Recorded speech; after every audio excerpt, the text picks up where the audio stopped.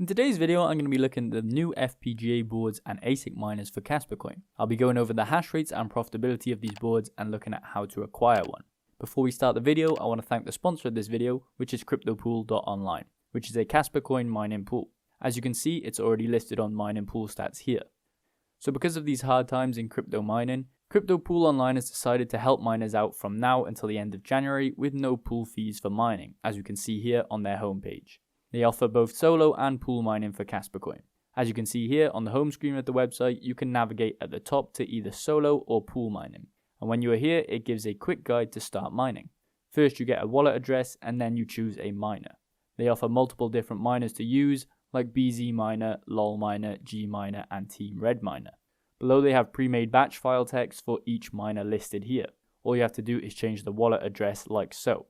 If you're struggling with these steps, then I have a video linked in the description to run you through the mining process step by step. Lastly, this pool is currently only supported in the US, which is good because they have the added security of US law and accountability by the pool. But they do have plans to expand globally in the future. They have told me that this expansion will happen after the rewrite of Kaspa coin, which Cryptopool Online are working closely with the Kaspa team to further this rewrite. So start spreading the hash rate because we don't want a 51% attack on the network, and join Cryptopool Online today. Link for that will be the first link in the description below. So we can see from this Reddit post here, we have a user talking about an FPGA board which they are currently setting up. They said that they are running a TH53 FPGA board through a PYNQ-Z2 board. In this post, they also said that they would give an update in a couple of days. They did come out with an update, as we can see here on this next post by the same user. He says that a couple of days of growing pains, yet he's up and running, and then he shows two pictures of the board and their hash rates. So the first picture, we just see the setup of the board. He's running on a server power supply to the FPGA, and then the FPGA is plugged into a development board into his computer. A pretty basic setup. However, the user goes on to show us the hash rates of this board, and he's managed to get it up and running on the network. So here we can see that they are getting a hash rate of around 2.656 gigahash. And he also mentioned that he was pulling around 80 watts on this board. I know you can't see it in this picture, but he mentioned it in the first post that he did. So this is actually super efficient, and later on we'll see if this hash rate can be pushed further. Now there are a lot of comments asking where you can actually acquire one of these boards. This user gave the email address for the person he got it off, and this would be a person by the name of Richard Lowe, as you can see here. Now I believe Richard is in association with Tull, which when we look at the website, they only sell the development board and not the FPGA board, as I believe they haven't released to the public yet. So if you're looking to get one of these boards, then you could email this person and see if they could get your hands on one. As for the price of the card, I couldn't find much information, but I assume it's going to be a bit more expensive than a GPU for Kaspa mining. However, after looking around, I could only find one website which had this board on display, and it was called sparkle.com. Now they don't display a price, but it does say that the board was originally for Ethereum mining. Also, as you can compare the two pictures, this looks to be the same card as the user on Reddit. It has a max power supply consumption of 150 watts and uses one 8-pin power supply, which is only used to power the board of these cards and aren't connected via the PCIe slot. Instead, it's through a micro USB. Normally, FPGA boards communicate with the computer through this, so it's not out of the ordinary that they would use a USB. Then down at the bottom, it displays the algorithms for mining.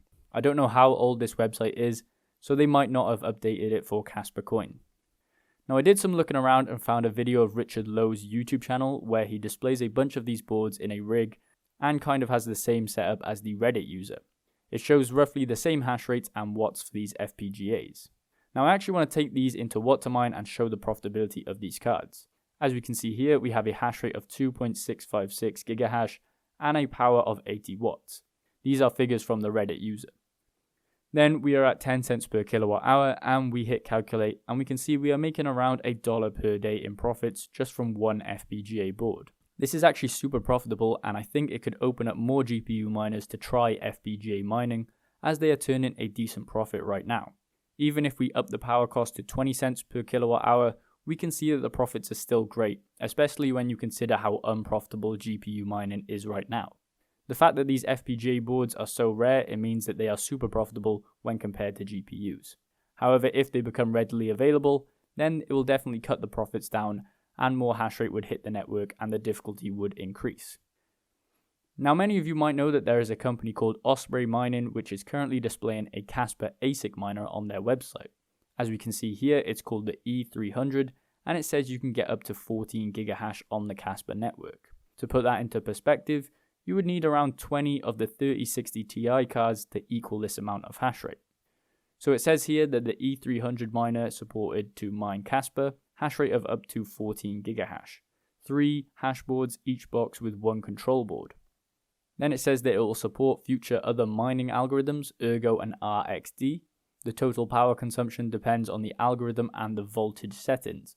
For Kaspa, the power consumption range will be from 250 watts up to 500 watts, depending on the voltage and the frequency settings. By adjusting frequency and voltage, E300 can mine Kaspa above 14 gigahash.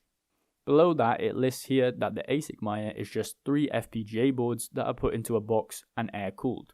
Now the pictures above, it actually gives us a hash rate for these boards on the miner logs. As we can see here, FPGA 0 and 1 get the same hash rate of around 5.17 gigahash, and the last FPGA gets slightly lower at 4.61 gigahash. So let's take these figures into the profitability calculator. When added together, the hash rates equal around 14.95 gigahash. When it comes to the power consumption, they did mention that it can pull anywhere between 250 to 500 watts. So let's just go for the max wattage in our calculator. When we calculate, it gives us a profitability of around $4 per day. Now this is at max power, so if you could theoretically lower this, you could close that margin and make more profits. However, the price of these is listed at $5,000 per ASIC, so it's a large investment for an ASIC miner that will probably be less profitable when they release onto the market. As I said, the difficulty will go up if these FPGAs and these ASICs hit the network, but it's great profits right now. When they do hit the markets, the profit will be cut. Overall, I think we'll see more FPGA information coming out as people get their hands on them, and when Osprey do ship these ASICs, we'll see firsthand how well they actually perform. This will definitely push GPU miners into unprofitable territory unless they have really efficient cards like the 3060 and the 3070.